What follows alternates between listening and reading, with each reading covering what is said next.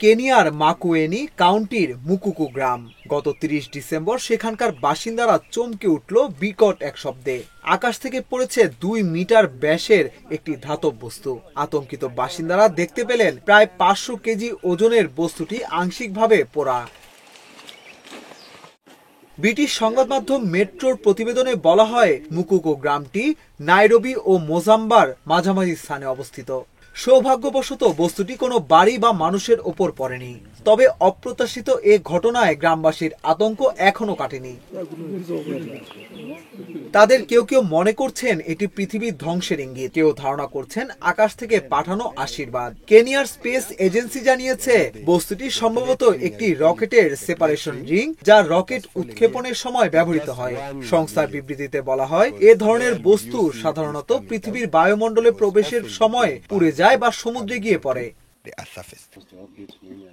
Space agency আরো জানায়, এমন ঘটনা আগেও ঘটেছে। ২০২২ সালে ইলন মাস্কের স্পেস এক্সের ড্রাগন ক্যাপসুলের একটি অংশ অস্ট্রেলিয়ার একটি ভেড়ার খামারে পড়েছিল।